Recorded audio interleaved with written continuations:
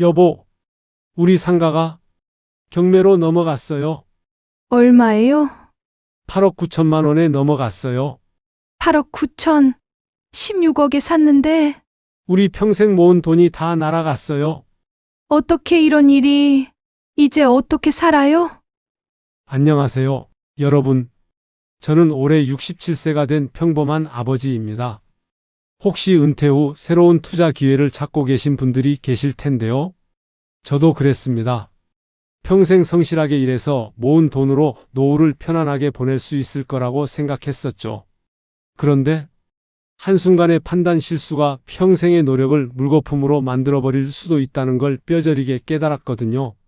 저는 2022년에 평택 고덕신도시에 16억 원짜리 상가를 매입했습니다. 삼성전자가 100조 원을 투자해서 반도체 공장을 짓는다는 뉴스를 보고 천재일우의 기회라고 생각했어요. 하지만 지금은 월세집에 살고 있습니다. 아내와 함께 배달 일을 하며 하루하루를 버티고 있어요. 돈은 잃었지만 값진 교훈을 얻었거든요. 그 교훈이 여러분에게는 수억 원의 가치가 될 수도 있을 거예요. 구독과 좋아요, 알림 설정 미리 부탁드릴게요. 끝까지 들어보시면 도움이 되실 것 같아요. 시간은 2022년 3월로 거슬러 올라갑니다. 저는 막 정년퇴직을 한참이었습니다. 63세 생애 첫 온전한 자유를 맞이한 나이였지만 사실 처음에는 앞길이 막막하기만 했습니다. 평생을 규칙적인 회사 생활에 바치다가 갑자기 아무것도 하지 않는 날들이 이어지니 마음 한편이 텅 비어버린 듯 허전하더라고요. 이제 무엇을 하며 남은 삶을 채워나가야 할까? 매일 아침 눈을 떠도 마땅히 할 일이 없으니 자꾸만 우울한 그림자가 드리웠습니다. 퇴직금 4억 원과 그간 성실히 모아둔 약간의 자산이 있었지만 과연 이 돈으로 언제까지 버틸 수 있을까 하는 불안감은 마치 안개처럼 저를 감싸 안았습니다. 제 아내의 걱정도 저와 다르지 않았습니다. 여보, 저희 이제 어떻게 해야 할까요? 자식들에게 손 벌릴 수도 없고 그냥 앉아서 남은 돈만 까먹으며 살 순 없잖아요. 그녀의 걱정 어린 눈빛 속에서 저는 결심했습니다. 이대로 주저앉아 그저 돈만 소진할 수는 없다. 어떻게든 미래를 위한 수익을 만들어내야 해. 그때부터 저의 머릿속은 끊임없이 새로운 길을 탐색하기 시작했습니다. 처음에는 작은 가게를 열어볼까 하는 생각도 했습니다. 동네 치킨집이나 분식점 같은 곳이요. 하지만 나이가 들어 예전 같지 않은 몸으로 직접 매장을 운영하기엔 무리일 것 같았습니다. 마음만 앞설 뿐 현실의 벽은 높았지요. 그러던 어느 날 우연히 뉴스를 보다가 저의 눈을 번쩍 뜨이게 하는 소식을 접했습니다. 삼성전자가 평택에 100조 원을 투자해서 반도체 공장 6개를 추가로 짓는답니다. 100조 원이라는 거대한 숫자에 저의 가슴이 쿵 하고 울렸습니다. 평택이라면 서울과 그리 멀지도 않고 저렇게 엄청난 규모의 공장이 들어선다면 얼마나 많은 사람들이 그곳으로 모여들까? 그야말로 잠자는 사자의 심장을 깨우는 듯한 소식이었습니다. 때마침 고등학교 동창에게서 전화가 걸려왔습니다. 경호야, 요즘 고덕신도시가 말이야. 아주 난리도 아니래. 삼성 때문에 전국에서 인력이 몰려들어서 일용직 근로자들의 성지가 되었다고 하더군. 그래? 그게 대체 무슨 소리야? 이런 상황에 분양상가에 투자하면 대박이 터질 것 같아서 나는 벌써 2층 상가 8억짜리 하나를 계약해 두었지. 너도 퇴직금을 받았으니 한번 알아보는 게 어때? 이런 기회는 인생에서 좀처럼 찾아오기 힘든 거야. 연금처럼 매달 안정적인 수입이 들어오고 나중에는 상가 시세가 올라 매도 차익까지 얻으면 그야말로 로또가 따로 없지. 솔직히 말씀드리면 저는 그때까지 부동산 투자에 대해 문외한이었습니다. 평생 월급쟁이로 살면서 그저 집 한 채 마련한 것이 저의 유일한 투자 경험이었으니까요. 하지만 삼성이라는 이름이 주는 견고한 신뢰감은 참으로 대단했습니다. 삼성이 100조 원을 투자한다는데 그 주변이 번성하지 않을 리가 없다고 생각했습니다. 그 광활한 땅에 사람들이 구름처럼 몰려들 것이라 믿어 의심치 않았습니다. 인터넷을 검색해보니 정말 제 생각이 틀리지 않았습니다. 전국에서 인력을 빨아들이는 일용직의 성지. 하루 6만에서 7만 명이 이곳으로 모여든다. 월세가 90만 원에서 140만 원까지 폭등. 이런 자극적인 기사들이 연일 쏟아져 나왔습니다. 바로 이거야? 그 순간 저는 강력한 확신에 사로잡혔습니다. 이런 황금 같은 기회는 평생 단 한 번 올까 말까 한 것이라고요. 특히 상가 투자라는 것이 저에게는 참으로 매력적으로 다가왔습니다. 한 번 사두면 매달 꼬박꼬박 임대료가 들어오니 마치 연금처럼 안정적인 수입원이 될 것이라고 상상했습니다. 그것도 꽤나 짭짤한 금액이 들어올 것 같았지요. 여보, 나 상가 투자 한번 해볼까 생각 중이야. 상가 투자요? 갑자기 왜 그런 생각을 하세요? 친구가 그러는데 삼성 공장 근처에 분양 상가를 사두면 거기 직원들이 많이 와서 임대료도 잘 나오고 나중에 상가 가격도 꽤 오를 거래요. 당신은 어떻게 생각해요? 아내는 처음엔 걱정스러운 표정을 감추지 못했습니다. 여보, 우리가 그런 큰 투자를 해본 적도 없는데 괜찮을까요? 혹시라도 돈을 잃으면 어쩌려고요? 무엇이든 처음이 있는 법 아니겠소? 게다가 삼성이 막대한 자금을 투자하는 곳인데 설마 실패할 리가 있겠소? 이런 절호의 기회를 잡지 못하면 평생 후회할지도 몰라. 그렇게 저는 본격적으로 고덕신도시 상가에 대해 알아보기 시작했습니다. 인터넷에서 밤새도록 정보를 찾아보고 부동산 카페에도 가입했습니다. 그리고 마침내 직접 현장을 찾아 나섰습니다. 현장에서 본 모습은 정말이지 대단했습니다. 거대한 크레인들이 하늘을 찌르듯 우뚝 서 있었고 곳곳에서 공사 소리가 끊이지 않았습니다. 그야말로 활기가 넘쳐 흐르는 거대한 건설 현장이었습니다. 삼성 공장 건설 현장 주변은 그야말로 전쟁터를 방불케 했습니다. 이른 새벽부터 일용직 근로자들이 일자리를 찾아 길게 줄을 서 있었고 주변 식당들은 그들로 인해 발 디딜 틈 없이 북적거렸습니다. 아, 이곳이야말로 대한민국의 새로운 중심지가 되겠구나. 저는 그런 확신에 사로잡혔습니다. 삼성 공장에서 수만 명의 사람들이 일하게 될 텐데 그들이 끼니를 해결하고 쇼핑을 즐기고 편안하게 생활하려면 상가가 필수적으로 필요할 것 아니겠어요? 몇 군데 중개업소에도 들러 상담을 받아보았습니다. 어디를 가든 직원들은 한결같이 똑같은 말을 했습니다. 사장님, 지금이 바로 기회입니다. 지금 당장 투자하지 않으시면 나중에 2배, 3배로 오를 겁니다. 삼성 효과가 본격적으로 나타나기 시작하면 그때는 이미 늦습니다. 그들의 말에 저의 마음은 더욱 조급해졌습니다.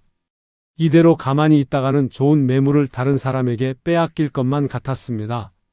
특히 한 중개업소에서 보여준 전용 면적 12평짜리 상가 2개가 마음에 쏙 들었습니다. 1층의 대로변에 위치해 접근성도 최고였지요. 이 상가는 전용 면적 12평이지만 공용 면적까지 합치면 실제 임대 면적이 약 18평 정도 됩니다. 보수적으로 평당 18만 원 기준으로 계산해도 상가가 2개이니 월 648만 원 정도 임대 수익을 기대할 수 있습니다. 그런데 삼성 공장이 본격 가동되면 평당 22만 원까지도 가능합니다. 그렇게 되면 월 800만 원까지도 임대 소득을 올릴 수 있을 겁니다. 저는 곧바로 계산기를 두드려 보았습니다. 보수적으로 잡아도 1년이면 7천만 원 이상이었습니다. 게다가 시간이 흐르면 임대료도 오르고 상가 건물 자체의 가치도 상승할 것이라고 생각했습니다. 그럼 평당 분양가는 얼마나 되는 건가요? 분양 면적 기준으로 평당 4,444만 원입니다. 분양 면적 18평짜리 2개니까 총 16억 원입니다. 16억 결코 적은 돈은 아니었지만 삼성이라는 든든한 배경이 있었기에 괜찮을 것이라고 생각했습니다. 사실 그때 제가 가진 돈은 퇴직금을 포함해서 약 4억 원 정도였습니다. 상가 가격은 16억 원이었으니 무려 12억 원이 부족한 상황이었습니다. 12억 원이 부족한데 이 부분은 어떻게 해야 할까요? 걱정 마십시오, 사장님. 사업자 대출을 받으시면 됩니다. 요즘은 상가 대출도 아주 잘 나오는 편입니다. 특히 이곳 신도시는 은행에서도 선호하는 지역이니까요. 저는 은행에도 직접 찾아가 상담을 받아보았습니다. 담당 직원은 친절하게 모든 것을 설명해 주었습니다. 2022년 당시 상가담보대출 최저이율 3.5%로 계산해보면 16억 원 상가에서 75% 대출을 받을 경우 월 대출이자는 350만 원 정도였습니다. 그러면 이 상가는 순수익이 300만 원이 됩니다. 그런데 다른 부동산에서 지금 손님과 약속을 잡아둔 상태입니다. 중개업소 대표는 더욱 적극적으로 저를 설득했습니다. 사장님, 이 가격이 합리적인 데는 다 이유가 있습니다. 연 임대료가 7,776만 원이라면 16억 원 매입가 기준으로 수익률이 4.9%입니다. 그럼 정말 완전 대박인 거죠. 요즘 같은 저금리 시대에 이렇게 안전하면서도 고수익을 보장하는 투자가 어디 있겠습니까? 친구 역시 전화로 저의 마음을 더욱 부추겼습니다. 경호야, 이건 정말 놓칠 수 없는 절호의 기회야. 지금 당장도 매달 300만 원씩 수익이 들어오고 삼성 공장이 본격적으로 가동되면 월 400만 원까지도 가능할 것 같아. 게다가 건물 가격도 15% 정도는 오를 거야. 맞아요. 사장님, 지금 이 상가는 분양가보다 시세가 이미 오르고 있답니다. 삼성이 본격적으로 가동되기 시작하면 임대료가 지금의 1.5배 이상은 뛸 수 있습니다. 그들의 확신에 찬 말들을 들으니 저의 가슴이 벅차오르기 시작했습니다. 이 모든 것이 마치 꿈만 같았거든요. 월 300만 원씩 임대 수익을 얻을 수 있다면 이건 꿈 같은 일이 아닌가? 상상만 해도 저의 마음은 한없이 설레었습니다. 여보, 이거 우리 인생이 완전히 바뀌는 거 아니겠소? 아내와 저는 밤늦도록 그런 대화를 나누며 계산기를 두드려 보았습니다. 은행 정기 예금이 연 2%도 채 안 되는 상황에서 이런 기회를 놓치면 평생 후회할 것만 같았습니다. 게다가 삼성이라는 든든한 배경이 있으니 설마 망할 리가 있을까? 여보, 삼성 직원들이 매일같이 밥 먹으러 오고 회식도 할 텐데 월 300만 원 이상도 임대 수익이 될 것 같아요. 그때만큼은 정말이지 확신에 차 있었습니다. 우리의 노후가 이제 완전히 보장된 듯한 기분이 들었습니다. 그럼 계약하죠. 그렇게 해서 2022년 5월 저는 평생 처음으로 상가 투자에 발을 들여놓게 되었습니다. 총 16억 원짜리 18평 상가 2개를요. 계약서에 도장을 찍는 순간 가슴이 두근두근 했어요. 설렘 반, 걱정 반이었죠. 이제부터 나도 건물주다. 그런 생각에 기분이 좋았어요. 2개 상가 모두 임차인이 들어오면 매달 300만 원 정도 순수익이 들어올 텐데 어느 정도 여유로운 노후를 보낼 수 있을 것 같았거든요. 거기다 몇 년 후에는 매도 차익까지. 집에 와서 아내한테 말했어요. 여보, 계약했어요. 정말요? 괜찮을까요? 걱정 마. 삼성이 투자하는 곳인데 뭐가 문제겠어? 이제 우리도 매달 연금 받는 건물주야. 임차인만 잘 들어오면 월 300만 원씩 들어온다고. 그때만 해도 저는 정말 확신에 차 있었습니다. 제 선택이 옳다고 미래가 밝다고 믿었어요. 하지만 그때 저는 몰랐습니다. 제가 얼마나 큰 함정에 빠지고 있는지를 말이에요. 계약을 마치고 몇 달이 흘렀을 때였습니다. 2022년 여름 뉴스에서는 가슴이 덜컥 내려앉는 소식이 흘러나왔습니다. 반도체 경기 둔화 삼성전자 투자 계획 재검토. 처음에는 그저 일시적인 현상이라고 생각했습니다. 설마 삼성 같은 거대 기업이 그렇게 쉽게 계획을 철회할 리가 있겠어? 분명 잠시 주춤하는 것이겠지. 스스로를 다독였습니다. 하지만 곧 이어서 연일 불안한 뉴스들이 쏟아져 나오기 시작했습니다. 글로벌 반도체 수요 급감, 불확실성 증대. 중국 경기 침체로 반도체 시장 얼어붙어 한파 지속될 듯. 매일 아침 뉴스를 확인할 때마다 저의 가슴은 조마조마했습니다. 혹시나 하는 불길한 예감은 어김없이 현실로 다가오는 듯 했지요. 그래도 저는 끊임없이 자신을 달랬습니다. 설마 삼성이 투자를 포기하겠어? 잠시 어려움이 있는 거겠지. 곧 나아질 거야. 2022년 가을 마침내 상가가 완공되었습니다.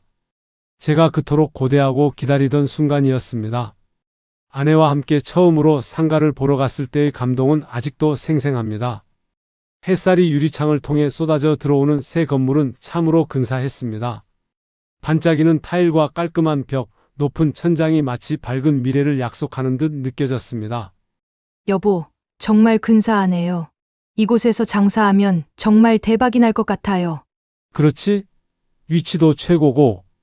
여보, 우리 드디어 진짜 건물주가 된 거야. 그 순간만큼은 더할 나위 없이 행복했습니다. 언제쯤 우리만의 부동산을 가질 수 있을까? 막연히 꿈꿔왔던 바람이 마침내 이루어진 것만 같았습니다. 이제야 우리 부부에게 안정된 노년이 찾아오는 것 같았어요. 하지만 기쁨도 잠시, 왠지 모를 불안감이 마음속에 스멀스멀 피어올랐습니다. 제가 상상했던 것과 달리 상가 주변은 너무나도 조용했습니다. 분명 뉴스에서는 수만 명의 사람들이 몰려들 것이라 했는데 막상 눈으로 본 이곳은 마치 새로 지은 거대한 무대의 관객이 한 명도 없는 듯 고요했습니다. 아직 공장이 본격적으로 가동되지 않아서 그런가 보다. 저는 애써 그렇게 스스로를 달랬습니다. 11월부터 본격적으로 임차인을 구하기 시작했습니다. 주변 부동산에 임대 의뢰를 넣고 인터넷 부동산 게시판에도 정성껏 광고를 올렸습니다. 깔끔하고 넓은 1층 상가, 권리금 없음, 즉시 입주 가능. 처음에는 자신만만했습니다. 1층에 새 건물이고 위치까지 좋은데 금방 새 주인을 찾을 수 있을 것이라고 생각했거든요. 하지만 일주일이 지나고 한 달이 지나도 임대 문의 전화는 단 한 통도 오지 않았습니다. 매일 휴대폰을 손에 쥐고 오늘은 연락이 올까? 하고 애타게 기다렸지만 벨소리가 울려도 임대 문의가 아닌 엉뚱한 보험 세일즈 전화뿐이었습니다. 그 실망감은 이루 말할 수 없었습니다.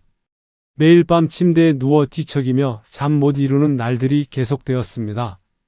대체 왜 아무도 연락을 안 하는 걸까? 답답한 마음에 부동산 사장님에게 물어보니 씁쓸한 표정으로 이런 말을 건넸습니다. 사장님, 요즘 상가 시장이 너무 어렵습니다. 코로나 여파도 크고 경기 자체도 좋지 않아요. 임대료를 조금 맞춰보시는 게 어떠실까요? 임대료를 낮추라고요? 제가 그토록 심혈을 기울여 계산했던 수익 계획이 벌써부터 위태롭게 흔들리기 시작한 순간이었습니다. 가슴이 답답했지만 어쩔 수 없었습니다. 지푸라기라도 잡는 심정으로 임대료를 낮췄습니다. 하지만 그렇게 파격적으로 낮췄는데도 여전히 문의조차 오지 않았습니다. 매일 텅 빈 상가를 찾아가 한숨만 쉬고 돌아오는 것이 일상이 되었습니다. 그 텅 빈 공간을 볼 때마다 제 미래마저 텅 비어버리는 듯한 막막함에 사로잡혔습니다. 그러던 12월 정말 충격적인 뉴스가 발표되었습니다. 삼성전자, 평택 P5 공장 건설 일시 중단 결정. 이 뉴스를 들었을 때 마치 하늘이 무너지는 것 같은 절망감이 밀려왔습니다. P5 공장이란 바로 제가 상가를 매입한 곳과 지척에 위치한 저의 유일한 희망이었던 공장이었으니까요. 일시 중단이니까 잠깐 멈춘 것이겠지? 곧 다시 시작할 거야. 저는 여전히 현실을 부정하며 희망의 끈을 놓지 않으려 했습니다. 사랑하는 아내에게도 애써 태연한 척했습니다. 괜찮아, 여보, 잠깐 미뤄지는 거야. 삼성이 어디 가겠어? 하지만 제 속은 불안감으로 이미 요동치고 있었습니다. 그 무렵부터 주변 상가들의 참담한 실상을 직접 눈으로 확인하게 되었습니다. 산책 삼아 동네를 둘러보니 제가 소유한 건물뿐만 아니라 주변에 수많은 상가들이 텅텅 비어 있는 것이었습니다. 새벽같이 문을 열고 밤늦도록 불이 환하게 켜져 있어야 할 상가들은 하루 종일 굳게 셔터가 내려져 있었습니다. 마치 생기를 잃어버린 유령 도시 같았습니다. 이상하다, 분명 사람들이 쏟아져 들어올 것이라고 했는데 그때서야 비로소 깨달았습니다. 고덕신 도시의 상가가 제가 생각했던 것보다 훨씬 더 많이 과도하게 공급되었다는 사실을요. 하지만 정작 그 상가들을 채우고 이용할 사람들은 턱없이 부족했던 것입니다. 마치 성대한 잔치를 준비해 놓고 손님이 오지 않아 적막감만 흐르는 듯한 기분이었습니다. 2023년 새해가 밝았지만 저의 마음은 여전히 어둠 속에 갇혀 있었습니다. 매달 수백만 원의 대출 이자가 빠져나가는데 임대료는 한 푼도 들어오지 않았습니다. 매일 통장을 확인할 때마다 잔고가 빠르게 줄어드는 것이 보였습니다. 저의 생명줄이 서서히 끊겨나가는 듯한 고통이었습니다. 1월의 어느 날 마침내 저에게 첫 번째 임차인이 나타났습니다. 사장님, 저희 치킨집을 열어볼까 하는데요. 그 말을 들었을 때의 반가움이란 마치 사막에서 오아시스를 발견한 기분이었습니다. 하지만 임대료 협상을 하면서 또 한 번 냉혹한 현실을 마주해야 했습니다. 제가 기대했던 금액보다 훨씬 낮은 임대료를 제시하시더군요. 하지만 몇 달째 계속되는 공실 앞에서 저는 선택의 여지가 없었습니다. 그나마 누가 들어와야 조금이라도 숨통이 트일 것 같았습니다. 그렇게 눈물을 머금고 어쩔 수 없이 조건에 합의하여 첫 번째 매장에 겨우 임차인을 구했습니다. 그러나 나머지 한 매장은 여전히 텅 비어 있었습니다. 그때부터 저의 매달 적자 생활이 본격적으로 시작되었습니다. 지금 들어오는 임대료로는 매달 나가는 대출 이자와 관리비를 감당하기 턱없이 부족했습니다. 매달 수백만 원씩 제 주머니에서 돈을 메워 넣어야 했습니다. 통장의 잔고가 줄어드는 속도는 점점 더 빨라졌습니다. 세상에 이럴 줄은 정말 몰랐는데. 아내의 걱정 역시 날마다 깊어졌습니다. 여보, 이거 정말 괜찮은 건가요? 계속 이러다가는. 걱정 마, 여보. 삼성 공장이 본격적으로 가동되면 분명히 나아질 거야. 조금만 더 참아보자. 하지만 제 속으로는 저 역시 확신이 서지 않았습니다. 정말 나아질 수 있을까? 언제까지 이 상황을 버틸 수 있을까? 밤에 잠자리에 누우면 이런 불안한 생각들이 꼬리에 꼬리를 물고 이어졌습니다. 옆에 누운 아내의 깊은 한숨 소리도 저의 마음을 더욱 무겁게 했습니다. 엎친 데 덮친 격으로 그 무렵 더욱 충격적인 소식이 들려왔습니다. 고덕 신도시 아파트 가격 하락세 전환, 전세 가격도 급락. 저의 상가뿐만 아니라 지역 전체의 부동산 시장이 통째로 무너져 내리고 있었던 것입니다. 마치 도미노가 쓰러지듯 모든 것이 연쇄적으로 휘청거렸습니다. 그래도 우리 상가는 다를 거야. 1층이고 위치도 좋고. 저는 필사적으로 자기 최면을 걸었습니다. 현실을 인정하고 싶지 않았으니까요. 2023년 봄 희미한 한 줄기 희망이 보였습니다. 두 번째 매장에도 마침내 임차인이 들어왔습니다.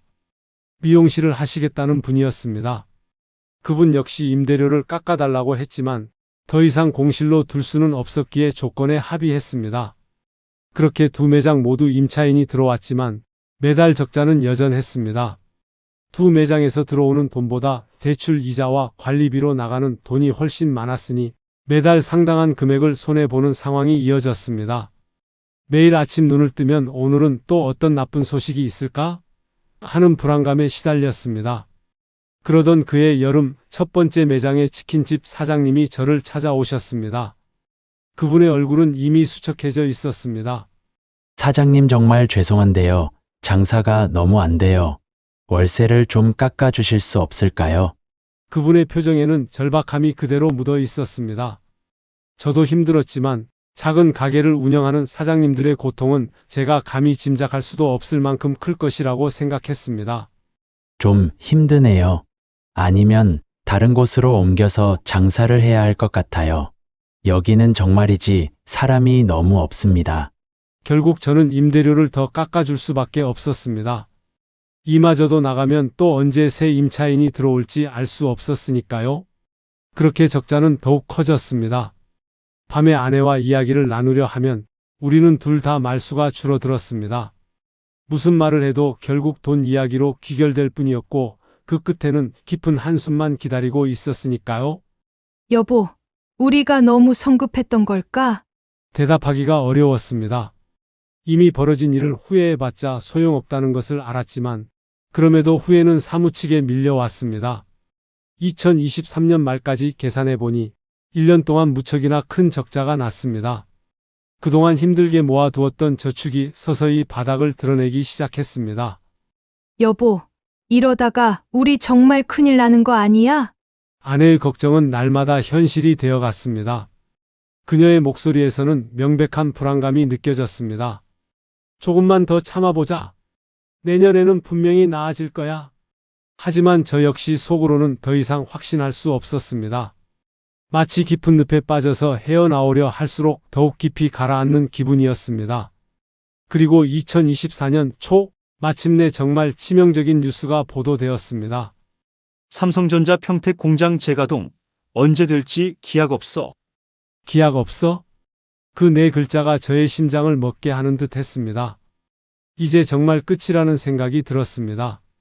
저의 모든 희망이 그곳에 있었는데 기약 없다는 말은 더 이상 기다릴 희망조차 없다는 뜻이었으니까요. 그때부터 고덕신도시의 풍경은 완전히 다른 모습으로 변모하기 시작했습니다. 활기차게 출근하던 사람들의 발걸음은 점점 줄어들고 텅 빈 상가들은 더욱 늘어났습니다. 마치 서서히 죽어가는 도시를 지켜보는 것 같았습니다. 우리가 정말 돌이킬 수 없는 잘못된 선택을 한 걸까? 뒤늦게 그런 생각이 들었지만 이미 때는 늦었습니다. 저는 이미 돌이킬 수 없는 강을 건너버린 상태였습니다. 2024년 봄 미용실을 운영하던 두 번째 임차인마저 결국 나가겠다는 뜻을 밝혔습니다. 사장님 정말 죄송합니다. 손님이 너무 없어서 도저히 감당할 수가 없어요. 그분의 얼굴에도 깊은 피로와 미안함이 가득했습니다. 저 역시 힘들었지만 장사를 하다 문을 닫는 그분들의 마음은 오죽했을까 싶었습니다. 그럼 이제 어디로 가실 건가요? 서울로 다시 올라가려고요. 여기는 너무 적막합니다. 그렇게 하여 저의 또 다른 상가 한 매장이 다시 비게 되었습니다. 이제 적자의 규모는 훨씬 더 커질 수밖에 없었습니다. 그리고 그 무렵부터 정말 무서운 소식들이 저의 귀를 괴롭히기 시작했습니다. 고덕신도시 상가 경매 물건 급증. 제 주변에서도 비슷한 일들이 마치 전염병처럼 퍼져 나갔습니다. 저처럼 상가에 투자했던 지인들이 하나둘씩 경매로 재산을 잃어가고 있었습니다. 설마 나도? 그런 불안한 예감이 현실이 될까봐 두려웠습니다. 마치 보이지 않는 병균이 저를 향해 다가오는 듯한 공포감이었습니다. 그리고 너무 불안하여 이 상가를 적극 권했던 친구에게 전화를 해보니 아무런 소식이 없었습니다. 2024년 여름이었습니다.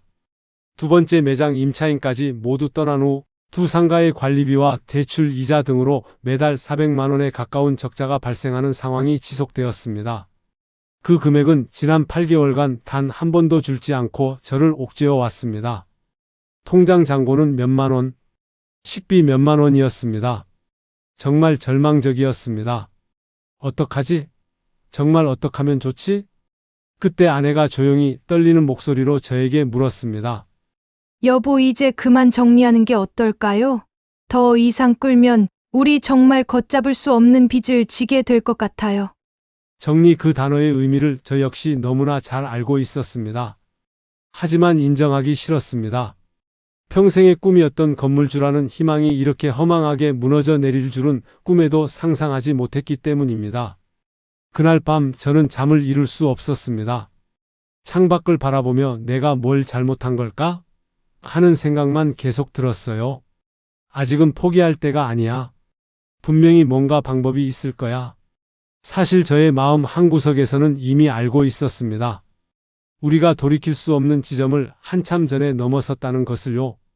하지만 그 사실을 인정하는 순간 모든 것이 정말로 끝나는 것만 같아 마지막 희망의 끈을 필사적으로 움켜쥐고 있었습니다. 그런데 그해 8월 저의 마지막 희망마저 산산이 부숴버리는 한 통의 전화가 걸려왔습니다. 고객님, 안녕하세요. 하나은행 여신관리팀 김기로 과장입니다. 그동안 연체 관련하여 연락을 여러 차례 드렸는데요. 현재 대출 이자가 6개월째 연체되고 있는 상황입니다. 고객님께서도 어려운 상황이신 걸 이해하지만 이번 주 안에 연체금을 정리해 주시지 않으면 불가피하게 법적 절차를 진행할 수밖에 없습니다. 혹시 상황 계획이나 의사가 있으시면 말씀해 주세요.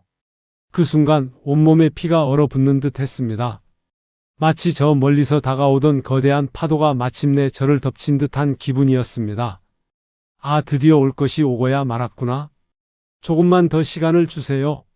다음 달까지는 정말 꼭 해결하겠습니다. 애원하듯 말했지만 돌아오는 답변은 싸늘했습니다. 죄송합니다만 더 이상 기다려 드릴 수 없습니다. 은행에서는 법원에 경매 신청을 진행할 수밖에 없는 상황입니다. 전화를 끊고 나서 저는 한참 동안 멍하니 앉아 있었습니다. 제 주변의 모든 소리가 아득하게 멀어지는 듯 했고 이 세상이 제 머리 위로 무너져 내리는 듯한 착각에 빠져들었습니다. 아내는 말없이 저의 표정을 살폈습니다. 이미 모든 것을 짐작하고 있었기에 어떤 말도 묻지 않았습니다. 그날 밤 우리 부부는 그동안 애써 외면했던 현실을 마주하며 처음으로 진심 어린 대화를 나누었습니다. 서로의 솔직한 두려움과 막막함을 털어놓았지요. 여보, 우리 이제 정말 어떻게 해야 할까요? 모르겠어? 정말 어떻게 해야 할지? 40년이 넘는 세월을 살아오면서 이렇게 막막하고 방향을 잃었던 적은 단 한 번도 없었습니다. 마치 망망대해 한가운데 홀로 작은 배에 떠 있는 기분이었습니다. 그때 아내가 조심스럽게 꺼낸 한마디가 저의 가슴을 송곳으로 찌르는 듯 아프게 파고들었습니다. 집을 팔아야 할까요? 우리가 지난 30년 동안 모든 추억과 삶의 흔적을 새겨온 집, 아이들이 뛰어놀고 가족의 웃음과 눈물이 스며들었던 그 소중한 보금자리를 팔아야 한다니 그 현실을 받아들이기 힘들었습니다. 그 이후 매일매일의 삶은 마치 지옥 같았습니다. 밤에는 잠을 이룰 수 없었고 낮에는 밥맛을 잃었습니다. 아내와 저의 대화는 점점 줄어들었고 집 안에는 무거운 침묵만이 흘렀습니다. 가끔 아내가 화장실이나 부엌에서 저 몰래 흐느끼는 소리가 들려왔습니다. 그 소리를 들을 때마다 저의 마음은 갈갈이 찢기는 듯 했습니다. 미안해, 정말 미안해. 그 말밖에는 해줄 수 있는 말이 없었습니다. 다른 어떤 위로의 말도 저의 입에서는 떠오르지 않았어요. 그때부터 은행 여신팀의 독촉 전화는 마치 숨통을 조여오는 듯 했습니다. 처음에는 조금만 더 기다려달라며 애원했지만 그들의 요구는 갈수록 매몰차졌습니다. 마치 하루가 멀다 하고 벼랑 끝으로 내몰리는 기분이었습니다.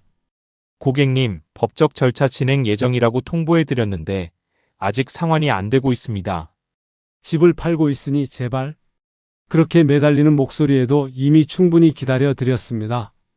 더 이상은 어렵습니다라는 차가운 대답만 돌아왔습니다. 담보권 실행을 위한 절차를 진행할 수밖에 없다는 말은 공기마저 얼어붙게 만들었습니다. 결국 우리는 마지막 희망을 걸고 30년 동안 정을 쌓았던 집을 팔기로 결정했습니다. 아내에게 여보, 집을 팔아서라도 상가 이자를 갚아야겠어요 라고 말했을 때 그녀는 그래요, 이젠 어쩔 수 없지요 라며 힘없이 고개를 끄덕였습니다. 부동산에 집을 내놓았지만 당시 침체된 부동산 경기와 떨어진 집값 탓에 쉽사리 팔리지 않았습니다. 한 달, 두 달 시간은 속절없이 흘렀고 우리의 생활비마저 바닥을 드러냈습니다. 우리의 집은 여전히 매수자를 찾지 못했고 통장은 완전히 텅 비어버렸습니다. 그리고 9월 초 저에게 법원에서 온 등기 우편물이 도착했습니다. 서류의 봉투를 뜯자 제 눈에 들어온 경매라는 두 글자가 저의 심장을 얼어붙게 만들었습니다. 경매 개시 결정 통지서. 그 종이를 받아든 제 손은 미친 듯이 떨렸습니다. 은행에서 전화로 협박하듯 말했던 것과는 차원이 다른 무게감이었습니다. 법원의 공식 문서라는 것이 주는 압박감, 그리고 모든 것이 이제 돌이킬 수 없는 현실이 되는구나 하는 막막함에 저는 주저앉고 말았습니다. 아내는 그 종이를 보고는 아무 말 없이 눈물을 글썽였습니다. 그렁그렁한 눈으로 저를 바라보며 겨우 입을 떼었습니다. 여보, 이제 정말. 그리고 그저 미안하다는 말밖에는 할 수 없었습니다. 미안해, 정말 미안해. 그날 밤 우리 부부는 단 한숨도 잘 수 없었습니다. 아내가 옆에서 조용히 흐느끼는 소리가 들렸지만 저는 차마 함께 울지 못했습니다. 남자로서의 마지막 자존심 때문이었을까? 아니면 여전히 이 현실을 인정하고 싶지 않아서였을까? 법원의 공식 절차는 잔인할 만큼 냉혹했습니다.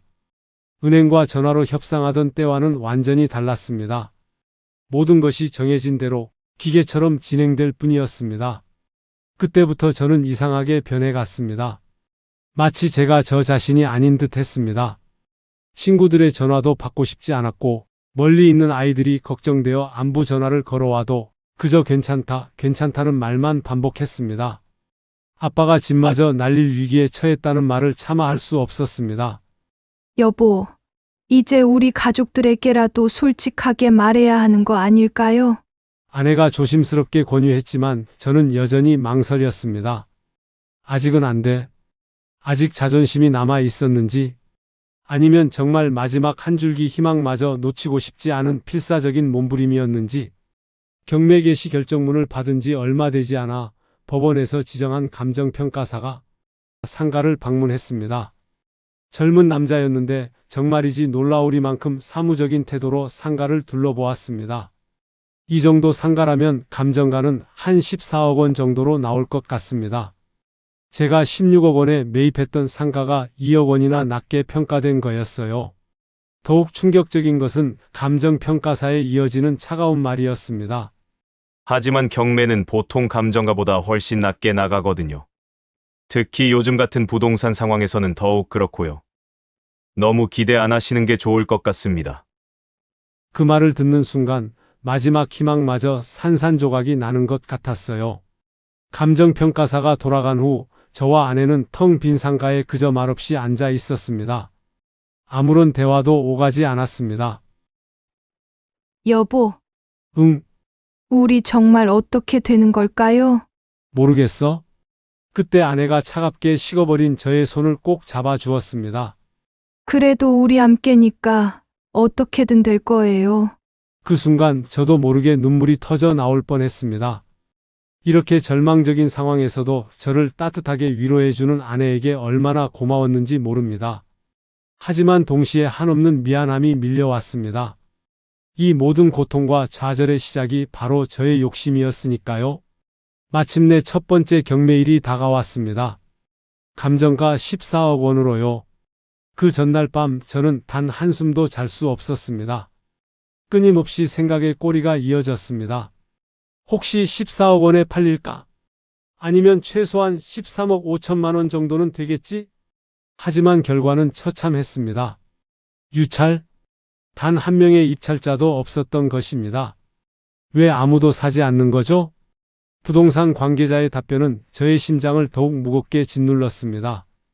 요즘 고덕신도시 상가 투자는 모두들 꺼리고 있습니다. 공실률이 너무 높아서요. 공실률?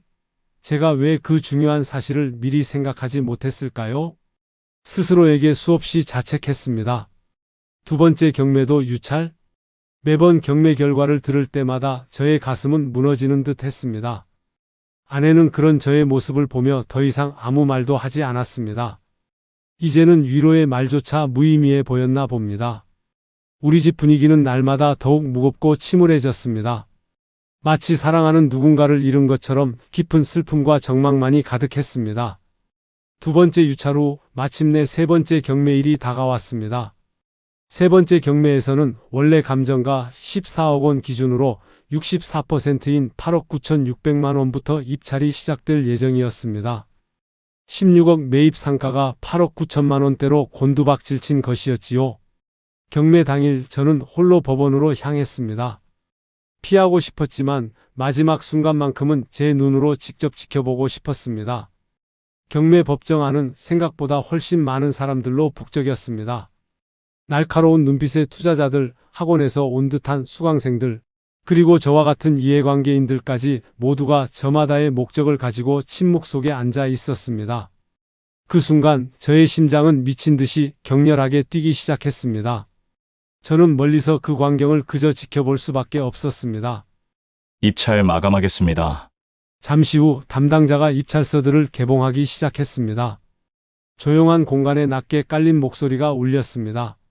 사건번호 2024 타경 1234호 평택시 고덕동 상가에 대한 경매를 시작하겠습니다. 감정가 14억 원, 최저 매각 가격 8억 9,600만 원입니다. 최고가 입찰자 8억 9,700만 원, 입찰자 김을동입니다. 제 머릿속에 아주 잠깐 한 줄기 희망이 스쳐 지나갔습니다. 최저가 8억 9천만 원이면 조금 더 높게 쓸 사람도 있지 않을까? 하지만 이어진 망치 소리는 그 작은 희망마저 산산조각 내버렸습니다. 8억 9,700만 원. 망치 소리가 울리는 그 순간 제 인생 전체가 함께 와르르 무너져 내리는 듯 했습니다. 16억 원에 매입했던 상가가 결국 8억 9,700만 원에 팔린 것입니다. 단순한 차익만 7억 원이나 손실이었습니다. 거기에 그동안 억지로 메워 넣었던 대출 이자와 관리비까지 합치니 실제 손실은 8억 원이 넘는다는 계산이 나왔습니다. 법원 문을 나서는 길, 저의 두 다리는 힘이 풀려 후들거렸습니다. 어떻게 집에 가서 아내에게 이 참담한 소식을 전해야 할지 그 무게감에 숨이 막혔습니다. 집에 도착하여 문을 열자마자 아내가 불안한 눈빛으로 저를 바라보았습니다. 아무 말도 하지 않아도 모든 것을 알겠다는 듯한 눈빛이었습니다. 여보, 우리 상가가 경매로 넘어갔어요. 제 목소리는 끝내 떨리고 말았습니다. 얼마에 팔렸어요? 아내의 목소리도 갈라졌습니다. 8억 9,700만 원에 넘어갔어요. 그 말을 들은 아내의 얼굴은 마치 백지장처럼 하얗게 변했습니다. 8억 9천만 원이라고요? 우리가 16억에 샀는데 그럼 대출은 어떻게 갚아요? 아내의 눈에서 굵은 눈물이 뚝뚝 떨어졌습니다.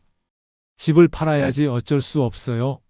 저는 무너지는 목소리로 겨우 말했습니다. 여보, 정말 미안해요. 아내는 더 이상 말을 잇지 못하고 울음을 터뜨렸습니다. 어떻게 이런 일이... 이제 우리는 어떻게 살아요?